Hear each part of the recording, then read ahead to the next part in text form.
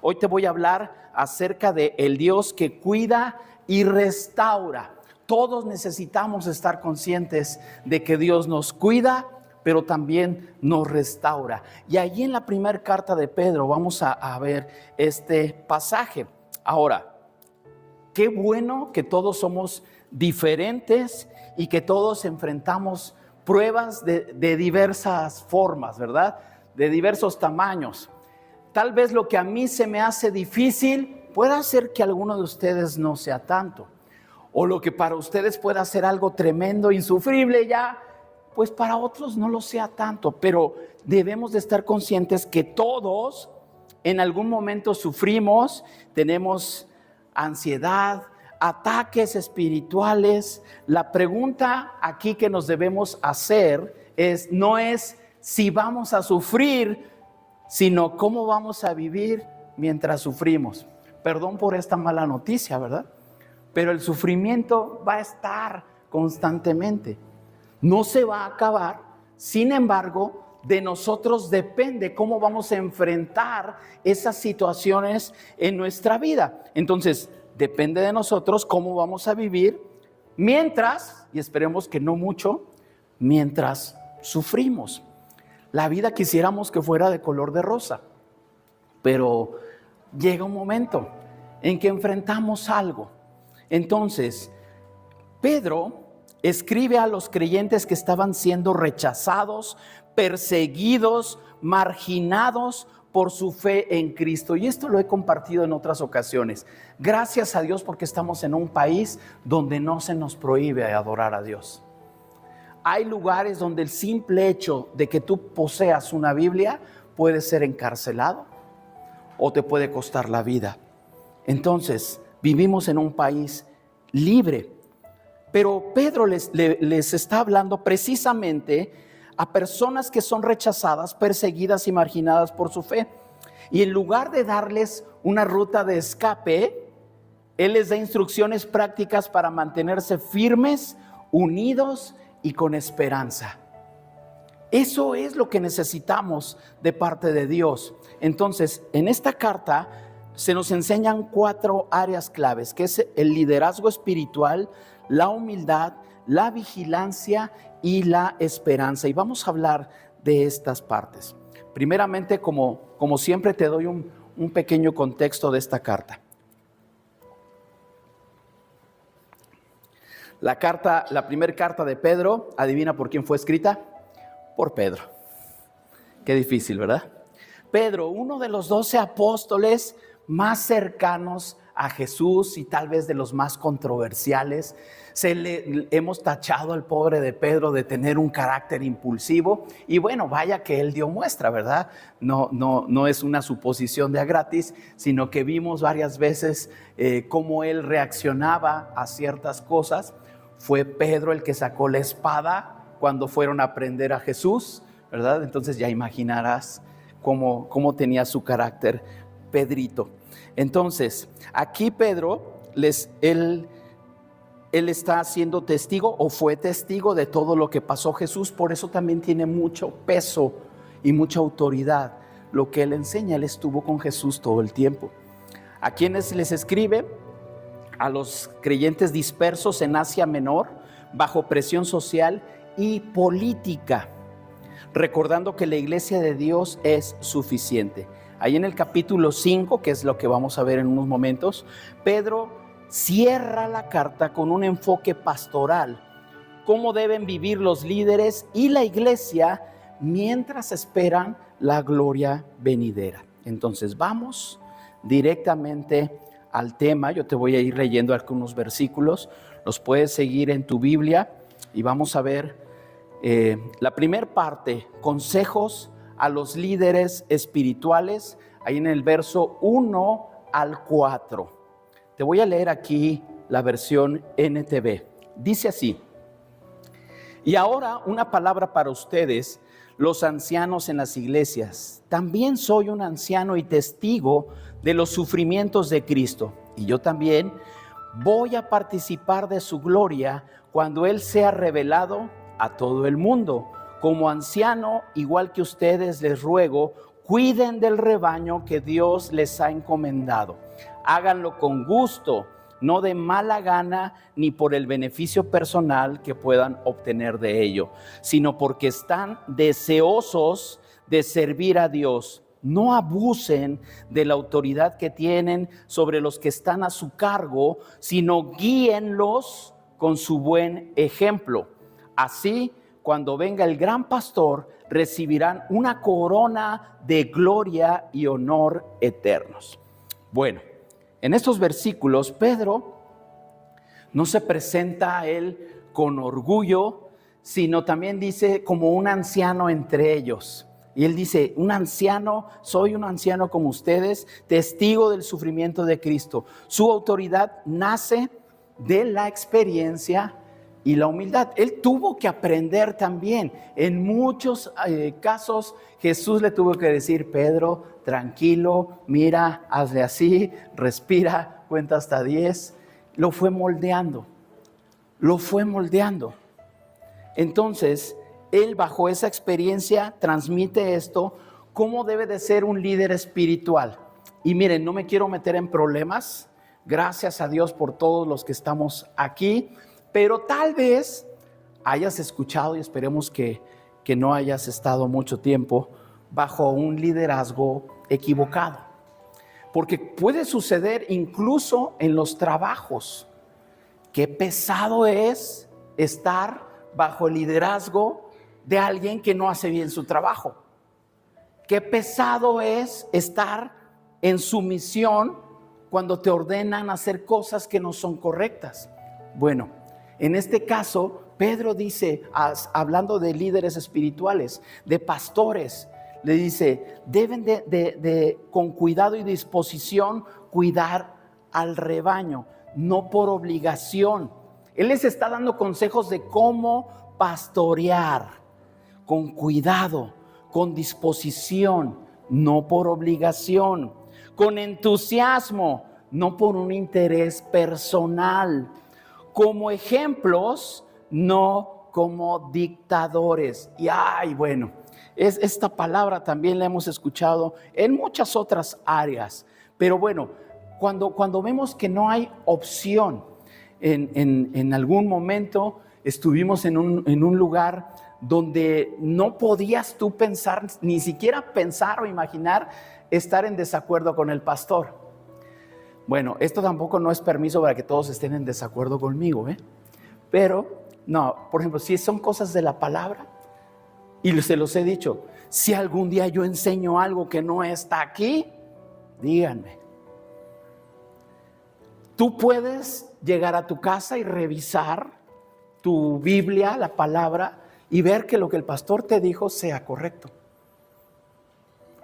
Me podré equivocar porque luego yo reviso los videos y dije, aquí dije otra palabra, no era esa. Bueno, en alguna palabrita pudiera ser. Soy humano y me equivoco a veces, ¿verdad? Tratamos de corregir, pero la instrucción, la palabra tiene que ser soportada por toda la Escritura, no solo por un versículo, por toda la Escritura. Entonces necesitamos saber eso. Entonces hay responsabilidad por parte en nosotros como líderes, en pastores, en poder enseñar una palabra que realmente provenga del corazón de Dios hacia ustedes, para que entonces haya alimento espiritual.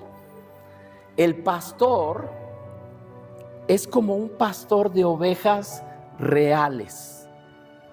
No camina detrás empujando con un látigo. Haz tus lecturas, llega a tiempo, llega temprano, miras esto, te dije que... No, eso no es función.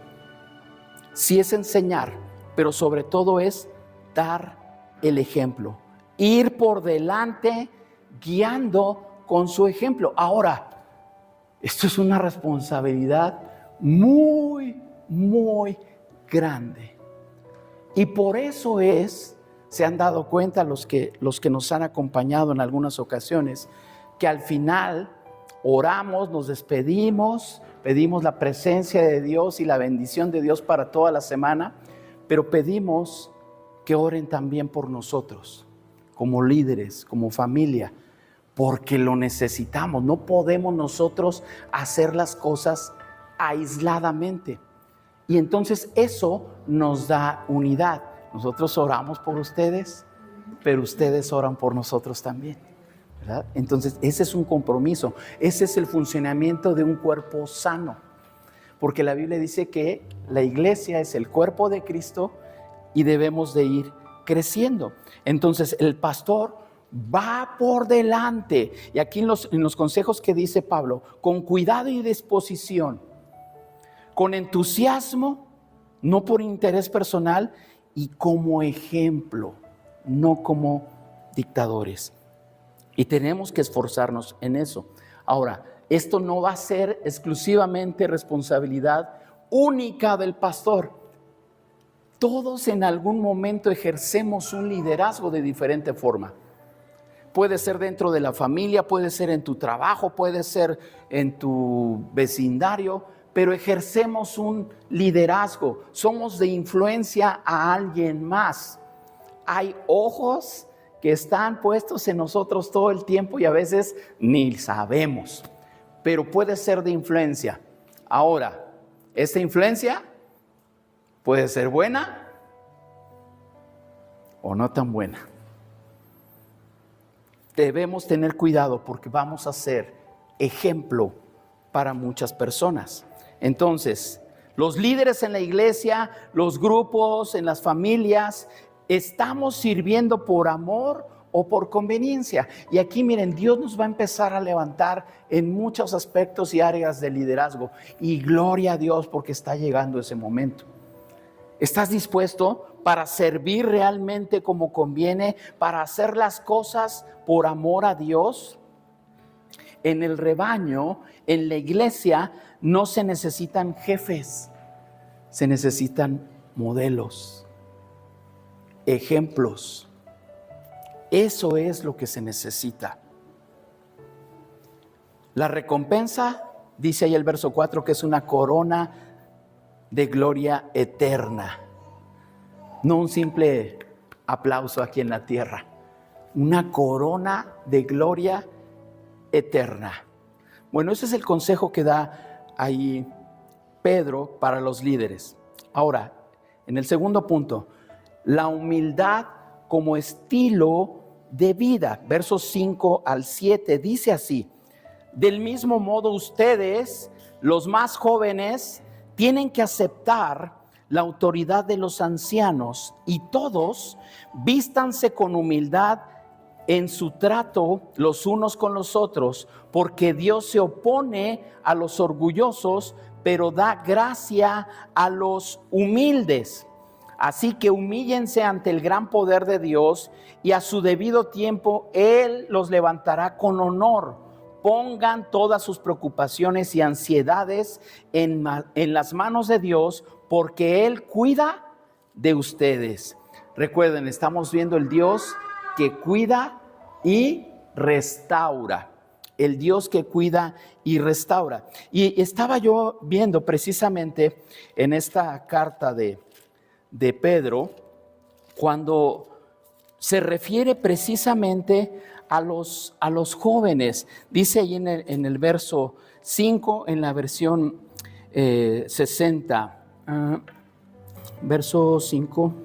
Igualmente, jóvenes, dice, estén sujetos a los ancianos y todos sumisos. Son palabras que emplea la versión 60, estar sujetos y sumisos. En la versión NTV dice, los más jóvenes tengan que aceptar la autoridad de los ancianos y vístanse con humildad. Se necesita humildad para someterse a una autoridad. Se necesita humildad.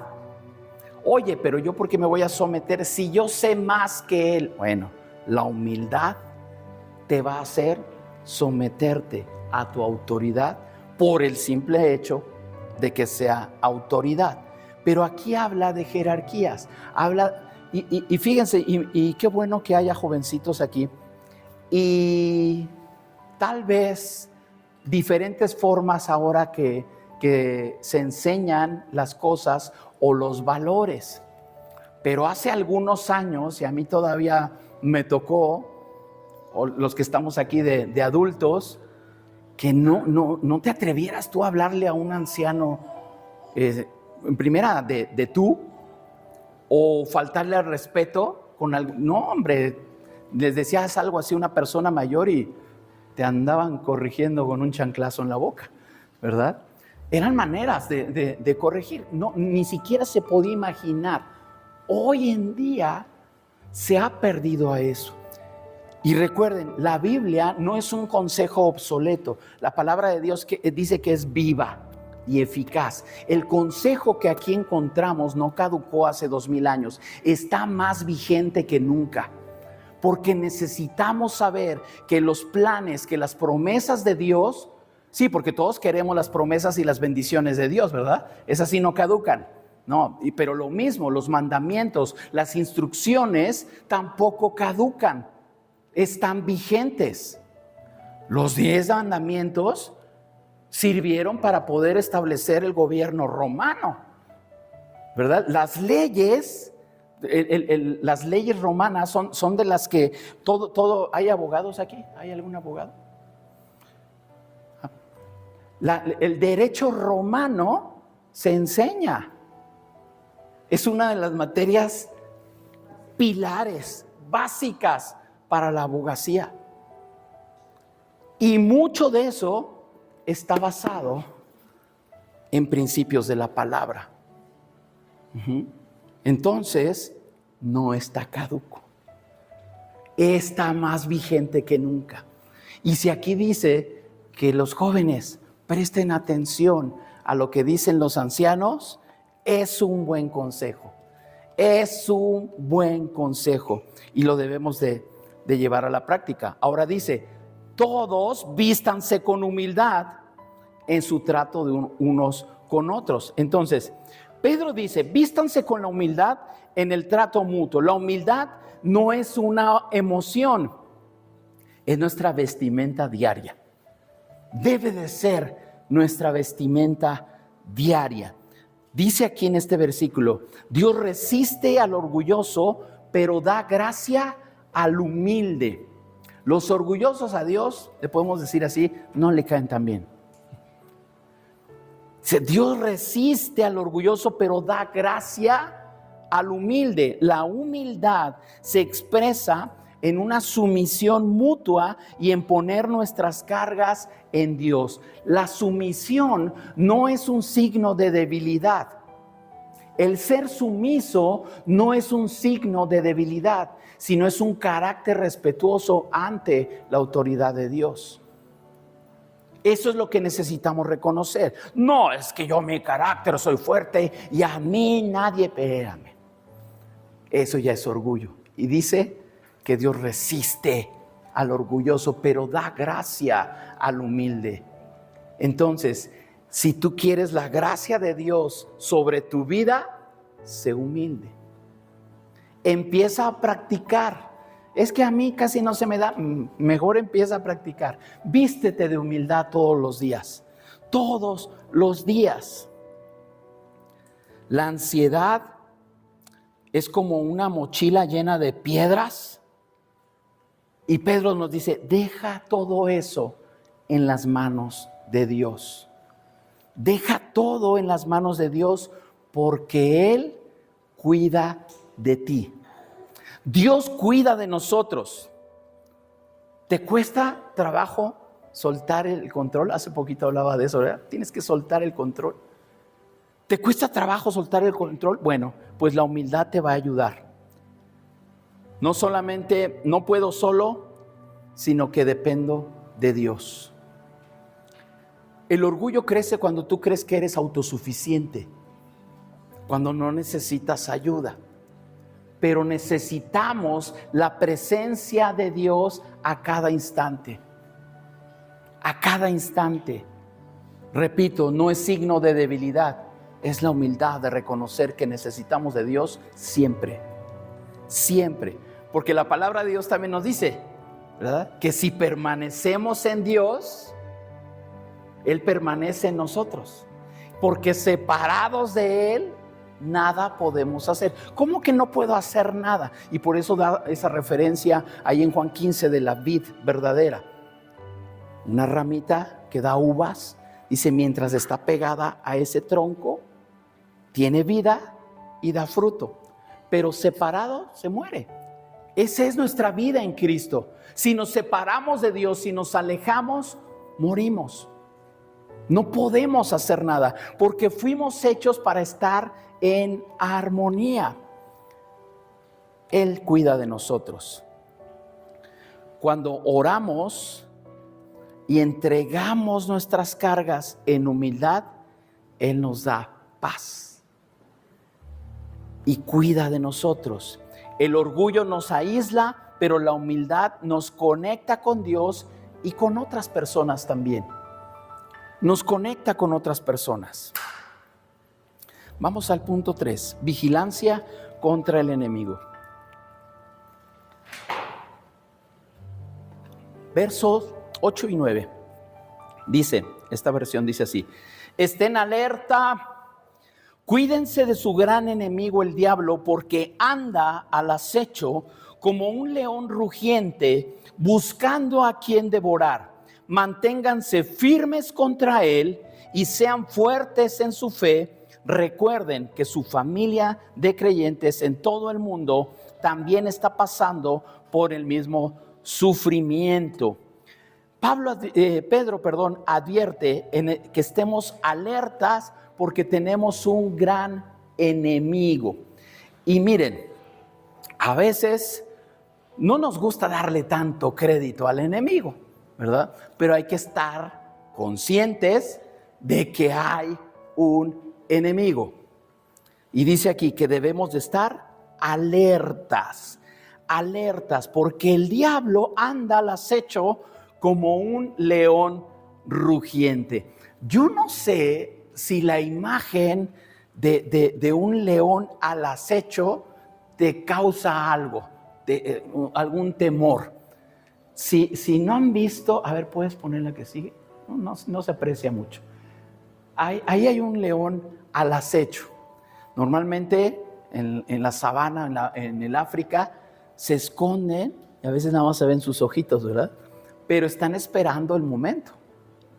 Están esperando el momento y no se mueven, ¿verdad? Están allí.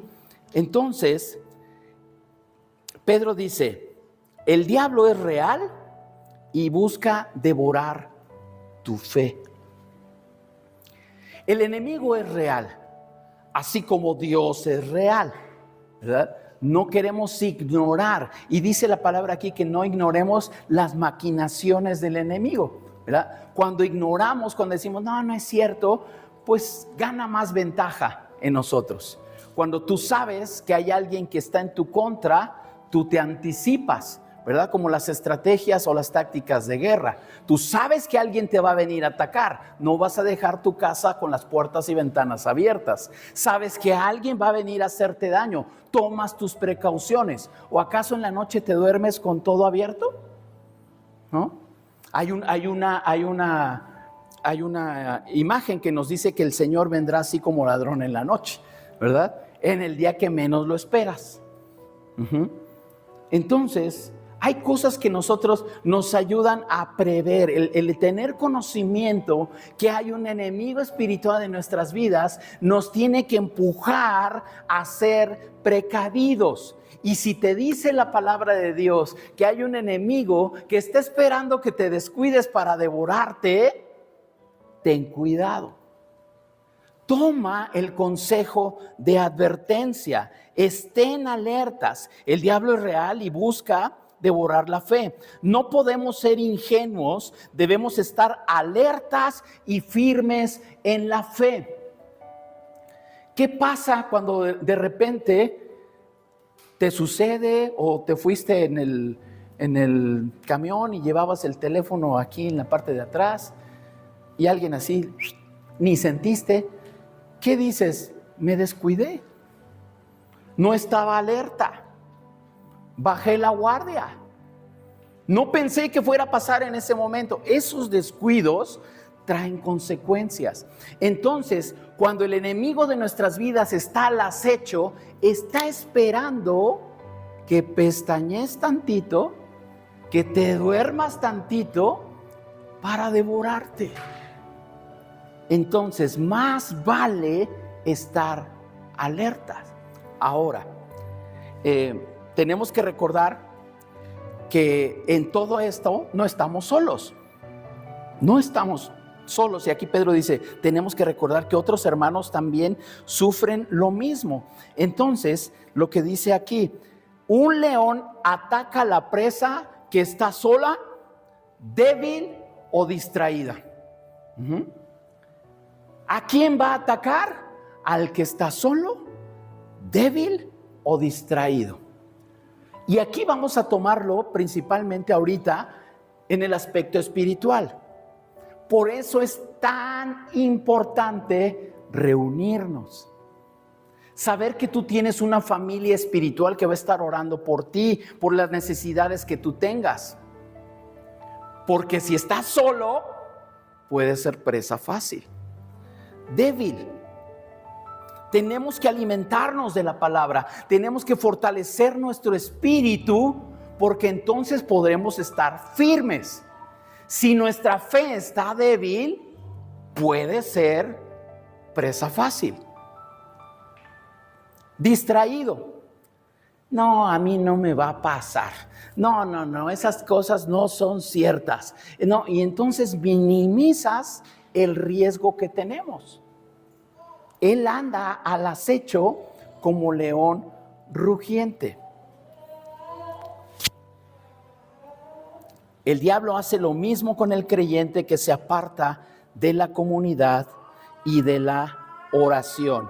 Entonces, necesitamos nosotros mantenernos sobrios. Cuida lo que ves, cuida lo que escuchas, cuida tus hábitos. Es una manera de estar alerta. ¿Por qué? Porque si nos vamos y nos metemos al terreno del enemigo, si nos descuidamos y decimos, no, miren, todos sabemos, y no es el caso ahorita que profundicemos en cuestiones que nos pueden hacer caer o pecar, ¿no? Cada uno sabe que puede ser de tentación para uno. Pero, por ejemplo, en el caso, y perdón si alguien de aquí batalló con eso o salió con eso, pero es un caso que nos ayuda a ilustrar. Quienes han batallado con el alcoholismo, ¿sí? Es algo muy, muy difícil y se necesita, y por eso hay programas de ayuda, ¿verdad? No se puede tan fácil salir solo. Se necesita apoyo y acompañamiento y sobre todo la ayuda de Dios en nuestras vidas. Pero si a una persona que salió del alcoholismo la invitas o le dices, te doy trabajo en un bar, ¿no? Y tiene allí la tentación, ¿verdad? Entonces se está arriesgando. No sería prudente estar o fomentar o frecuentar esos lugares donde lo que lo llevó a la perdición está ahí tan a la mano. ¿Me explico? Entonces tenemos que estar alertas, porque el enemigo está buscando cómo devorarnos. Entonces debemos saber eso y permanecer alertas y firmes, mantenerse sobrio. Cuida lo que ves, cuida lo que escuchas y cuida tus hábitos. De esta manera nos vamos a mantener alertas. No enfrentas al enemigo solo, sino en comunidad y fe compartida.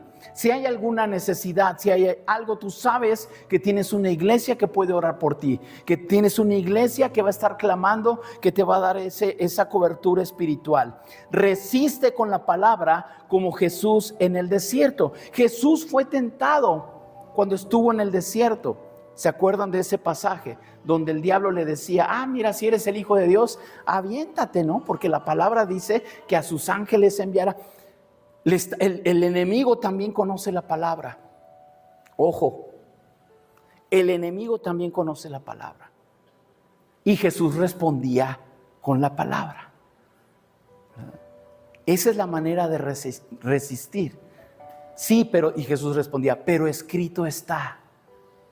Al Señor tu Dios adorarás y a Él solo. Él respondía con la palabra. Por eso es importante leer, porque en el momento que viene el enemigo con esos pensamientos que te quieren alejar, que te quieren distraer, tú tienes la palabra y sabes, el versículo que memoricé esta semana, el pasaje que leí ayer, me sirve para esto, tener la palabra y resistir al diablo. Y dice la palabra que entonces él huirá. Él va a huir. Resistir.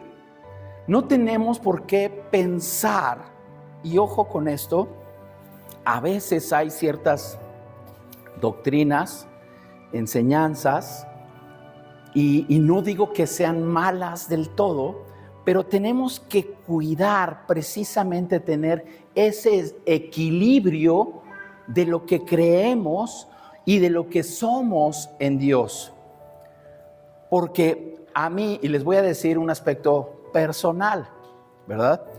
Hay quienes tratan de pelearse con el enemigo por todo. Quiere decir que ven demonios en todos lados y todo es demoníaco y ya todo es satánico y todo, ¿sí?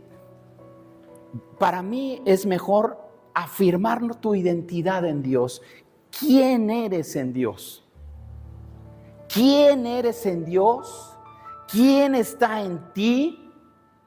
¿Qué dice Dios que tú eres? Eso es mucho mejor. Ahora, cuando tú sabes quién eres en Dios, no vas a andar buscando pelearte con el enemigo. El enemigo huye de ti. Cuando tú sabes que eres un hijo de Dios y qué hizo Jesús por ti, el enemigo huye de ti. Ahora, va a tratar de hacerte caer. Por eso dice, resistan. Resistan y él va a huir. Permanece en Dios y él solito se va. Pero tienes que afirmar quién eres en Dios. Tienes que afirmar tu identidad. Es que no sé quién soy, no sé de dónde vengo, no sé. Aquí está. Si no lo sabes, aquí dice quién eres, qué hizo Dios por ti, cuánto vales para Él. Aquí lo dice. Hoy en este mundo tan confundido, Dios nos da la respuesta. Él es la respuesta. Él es la respuesta.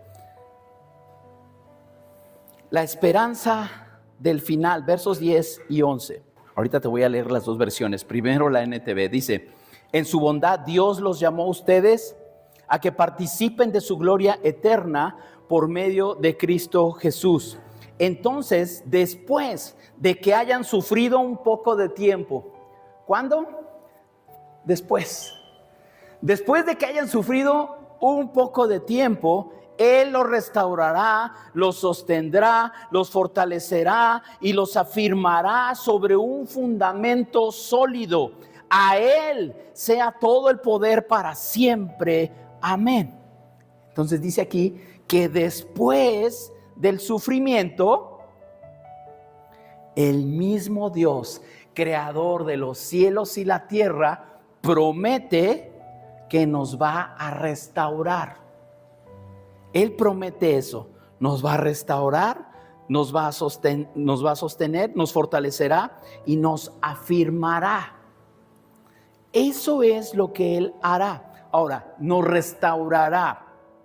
Quiere decir que algo en nosotros fue dañado. Algo en nosotros fue dañado. Dice, después de que pase un poco de tiempo, que pases por el sufrimiento, después de que tú veas para qué es el propósito de esta prueba, de esta tribulación, entonces Dios nos restaurará. Lo que fue dañado, Él lo va a recomponer, lo va a arreglar.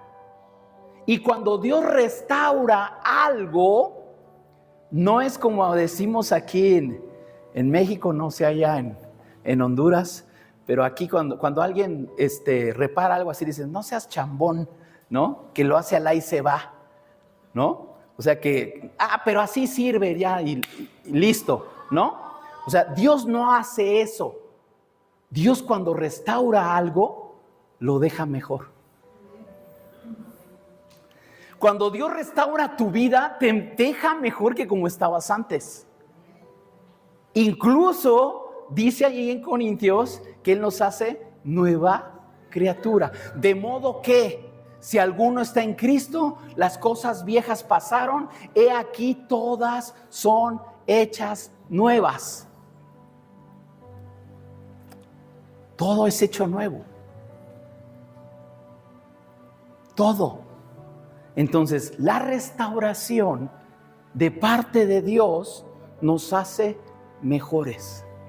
Déjate restaurar por Dios, porque cuando Dios restaure tu vida, vas a estar en una mejor condición en la que estabas antes.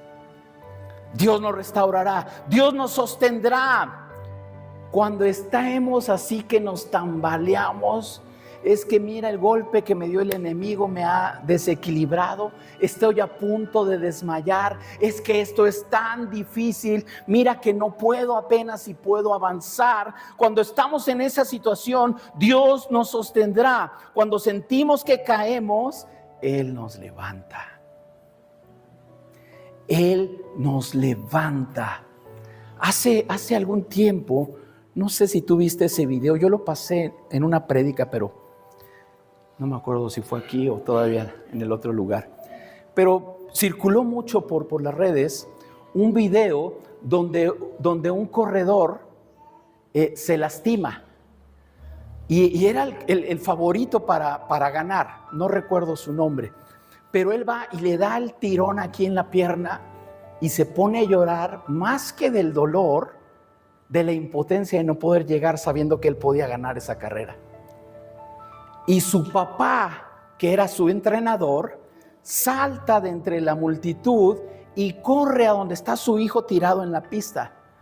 Lo levanta y le ayuda a terminar, y el hijo va cojeando, pero va del brazo del padre.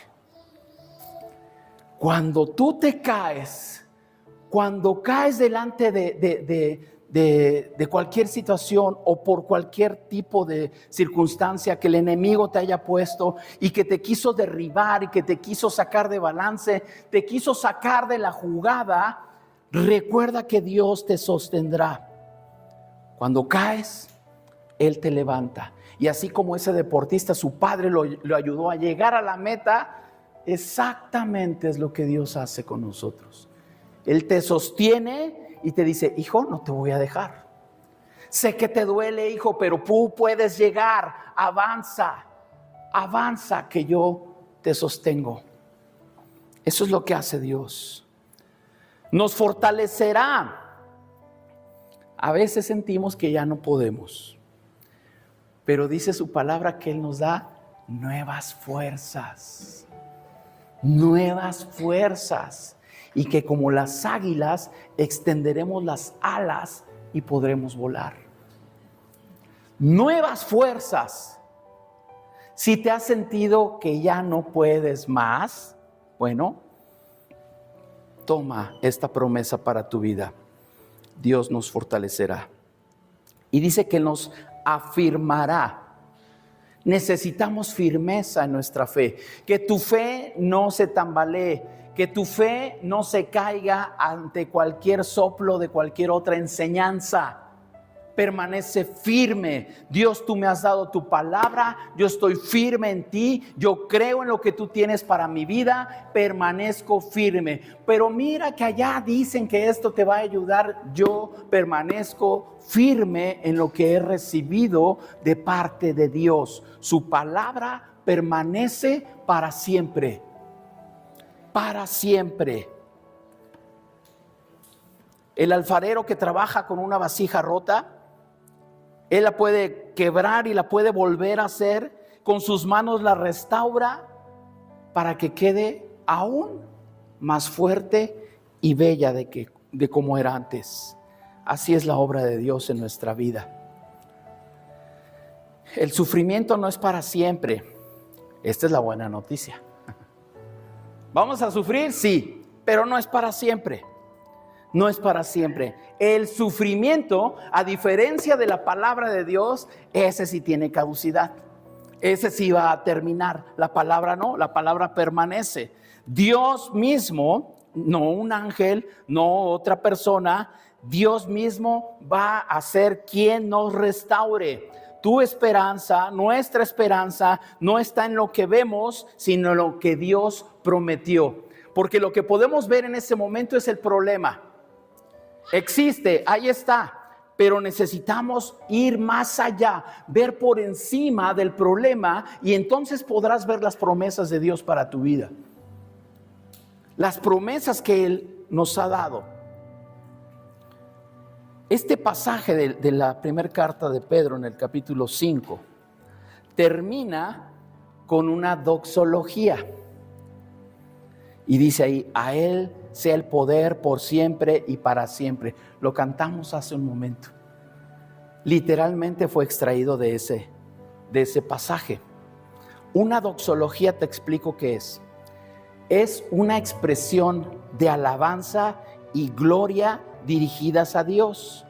Esta palabra doxología viene del griego doxa, que significa gloria, honra y alabanza, y logia, que significa palabra o expresión.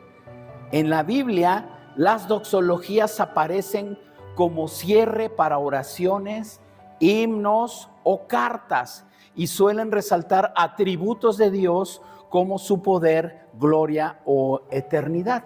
Y hay varios pasajes en la Escritura. Por ejemplo, ahí en Romanos 11:36 dice, porque todas las cosas proceden de Él y existen por Él y para Él, a Él sea toda la gloria por siempre. Amén. Ahí en Romanos hay una doxología.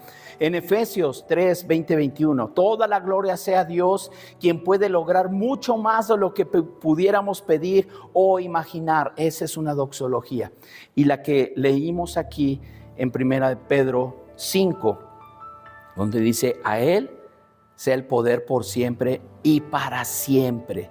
Y dice, mas el Dios de toda gracia, que nos llamó a su gloria eterna en Jesucristo, después de que hayáis padecido un poco de tiempo, Él mismo, aquí es lo que les decía, Él mismo os perfeccione, afirme, fortalezca y establezca. A Él sea la gloria y el imperio por los siglos de los siglos. Amén. Es algo hermoso cuando podemos entender lo que Dios hace por nosotros. Entonces, concluyo con esto. Los líderes en general, lo que vimos en este pasaje, deben de guiar con amor. La iglesia, todos nosotros, debemos vivir en humildad y todos debemos permanecer alertas contra el enemigo.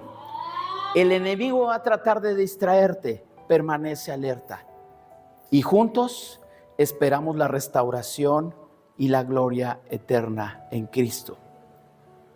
¿Qué puedes aplicar para ti? Si tú lideras algo, lo que sea, donde sea, si estás al frente de algo, examina tu corazón y sirve con amor.